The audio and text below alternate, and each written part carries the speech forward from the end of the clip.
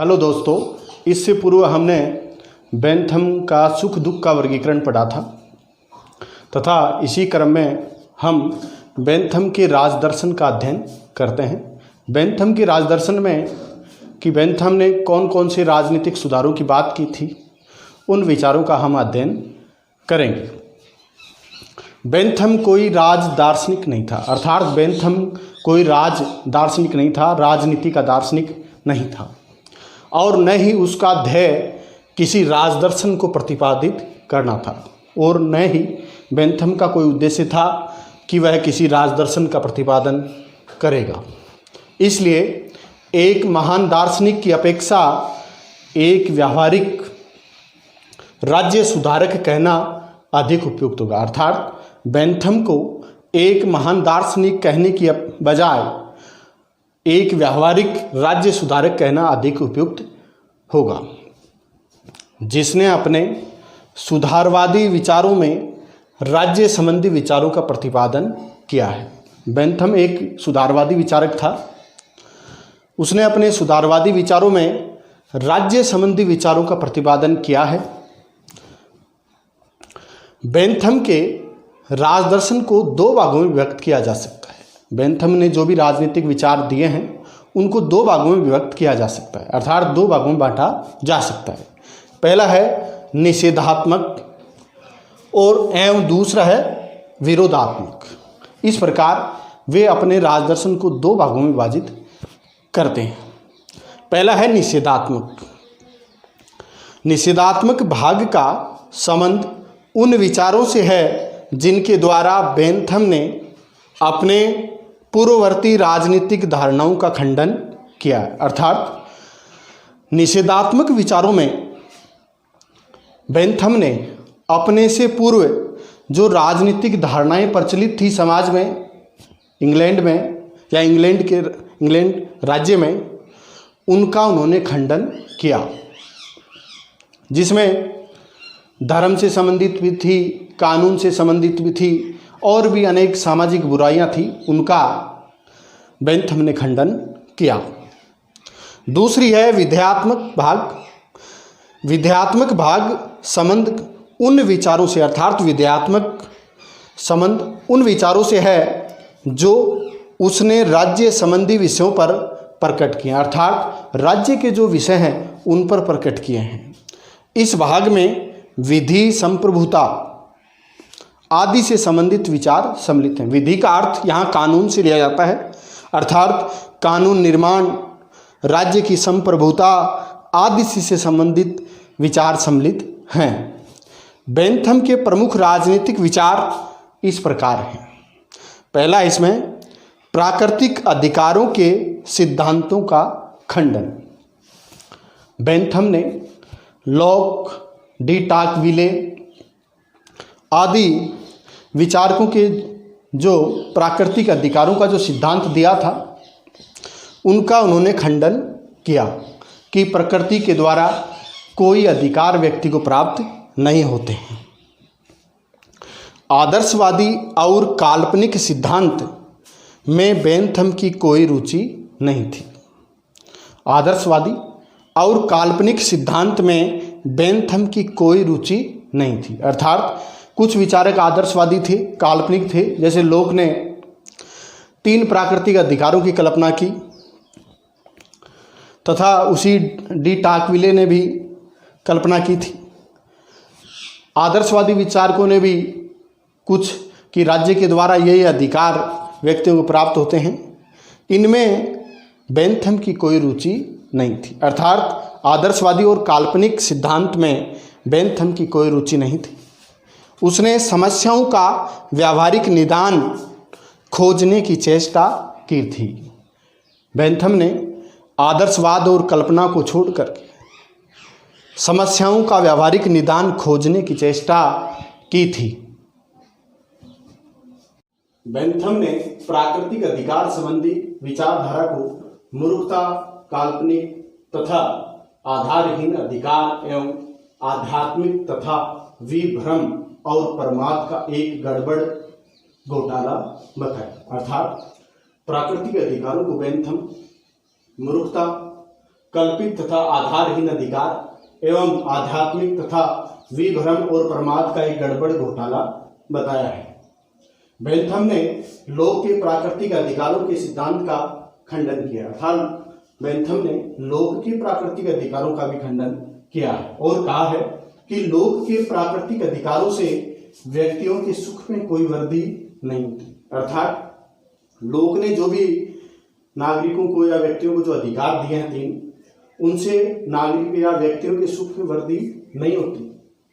फलस्वरूप उसने इन सिद्धांतों का खंडन करने में अधिकतम व्यक्तियों के अधिकतम सुख वाले उपयोगितावादी सूत्र का आश्रय लिया, अर्थात बेंथम ने कहा है कि अधिकारों का मतलब है व्यक्ति को सुख की प्राप्ति होना, जबकि ये अधिकार व्यक्ति को सुख प्रदान नहीं करते, और सुख प्रदान नहीं करते तो ये अपने आप में अधिकार नहीं है। इसके लिए बेंथम ने अधिकतम व्यक्तियों के अधिकतम सुख वाले उपयोगितावादी सूत्र का आश्रय लेकर प्राकृतिक अधिकारों के सिद्धांत का खंडन किया।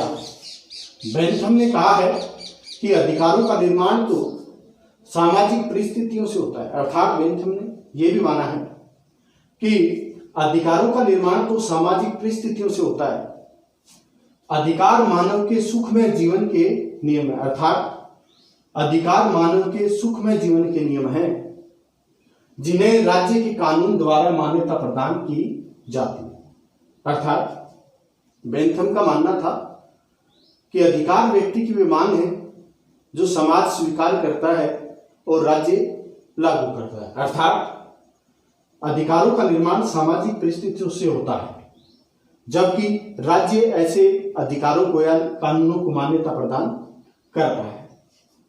बेंथम ने समान अधिकार के सिद्धांत पर आक्षेप करते हुए लिखा है, अर्थात वर्तमान में भी समानता की बात की जाती है, स्वतंत्रता की बात की जाती है, तो समान अधिकार के सिद्धांत पर आक्षेप करते हुए बेंथम ने लिखा है कि पूर्ण समानता नितांत असंभव है, अर्थात बेंथम ने यह माना है कि पूर्ण समानता इस दुनिया में असंभव है और यह सब प्रकार के शासन तंत्र की विरोधी। अगर समानता ही स्थापित कर दी जाएगी पूर्ण, तो सभी प्रकार के शासन तंत्र की विरोधी भी है।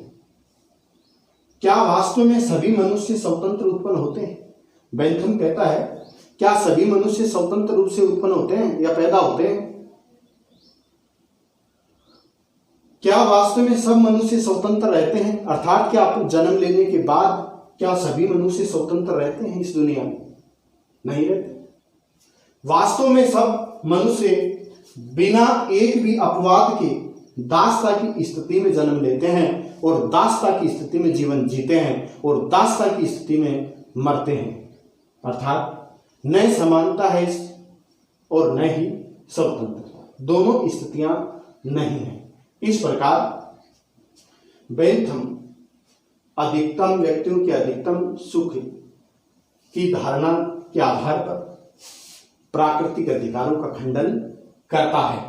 दूसरा, अनुबंधवादी धारणा का खंडन।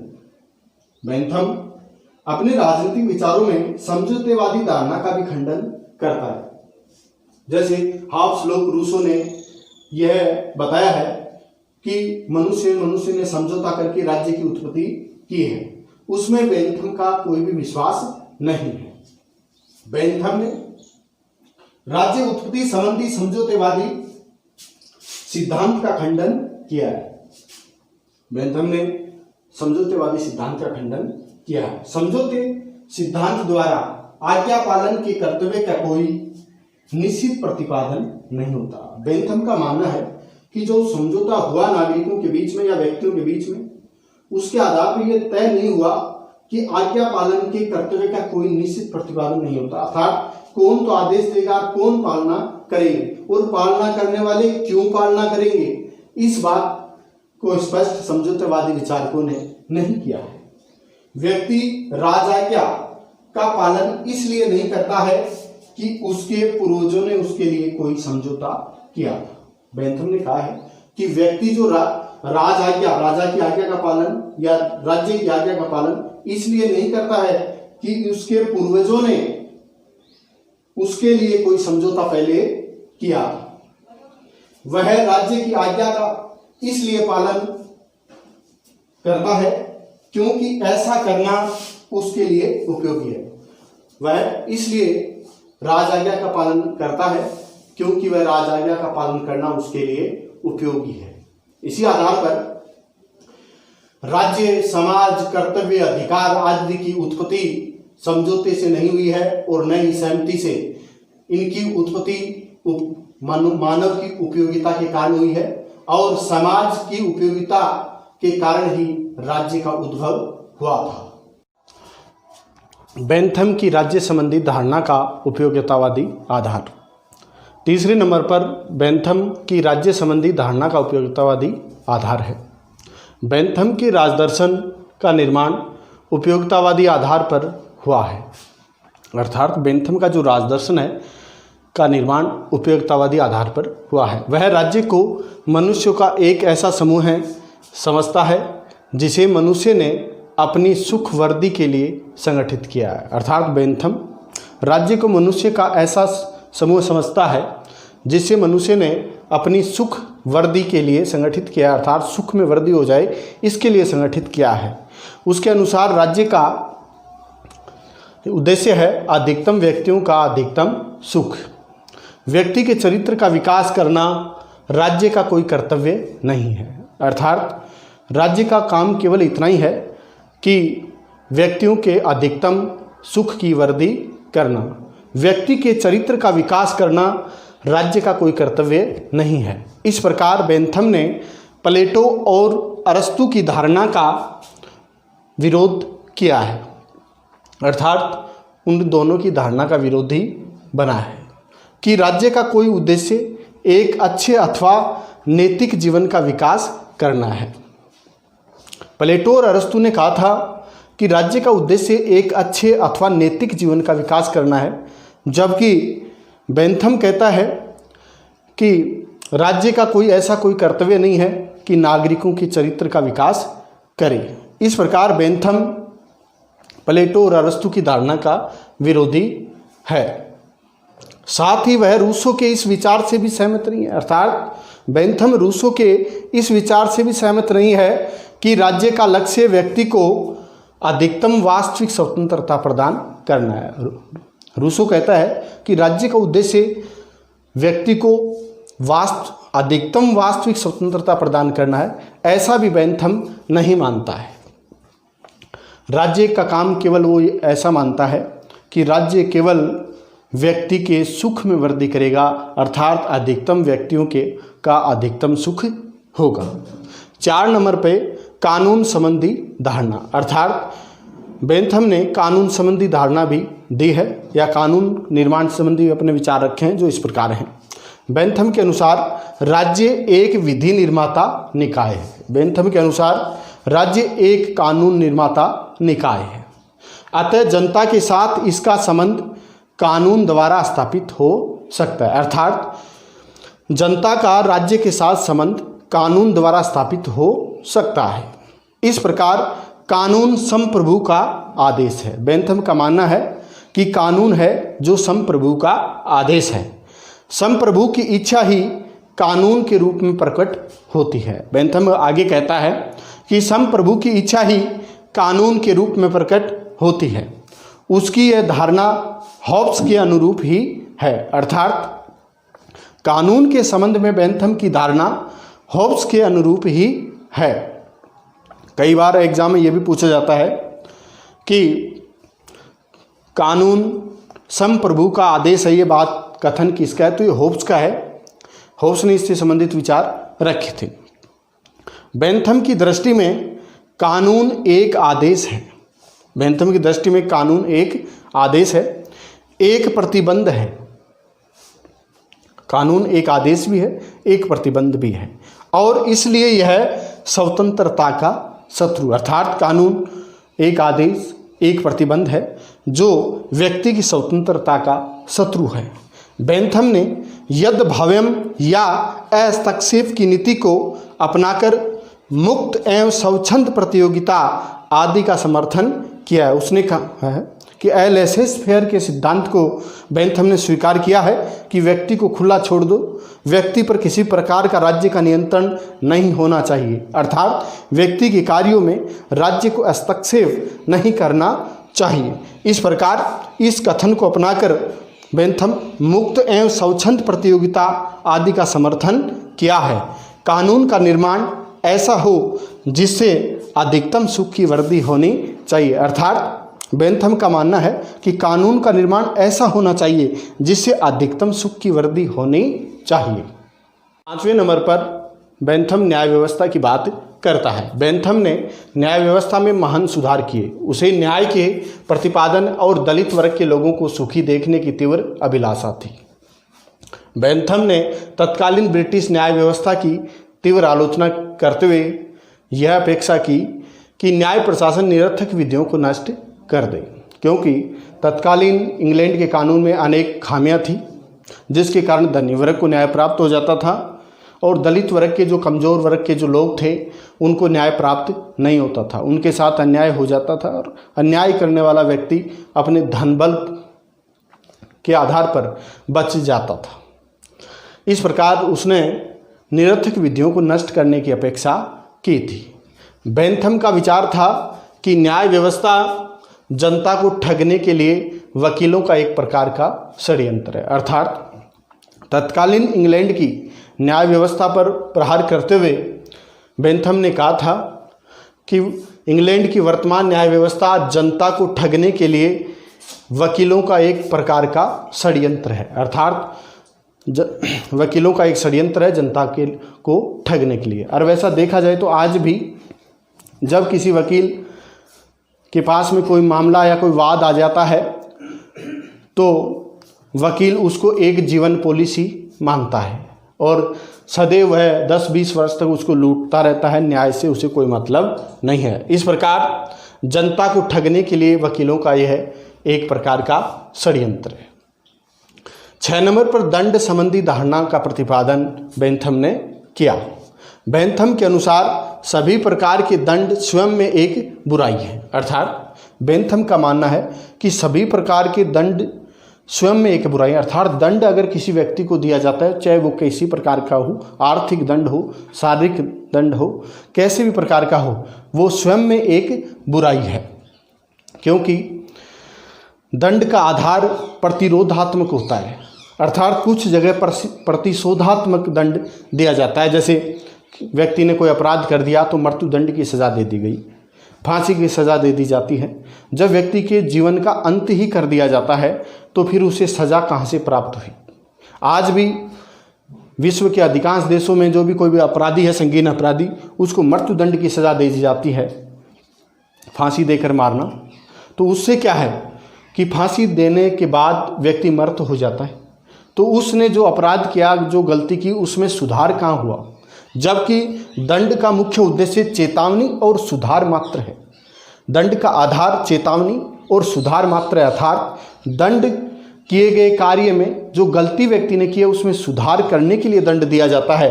दंड का उद्देश्य किसी के जीवन का अंत करना नहीं है, अर्थात अगर किसी व्यक्ति के जीवन को अंत करने से संबंधित दंड दे दिया जाता है, सही अर्थ में वो दंड नहीं है। अगर मान लीजिए किसी व्यक्ति को मृत्यु दंड की सज़ा सुना दी जाती है कि फांसी दी जाएगी, फांसी देकर मार दिया जाएगा, उस व्यक्ति के जो करते थे उसमें क्या सुधार हुआ?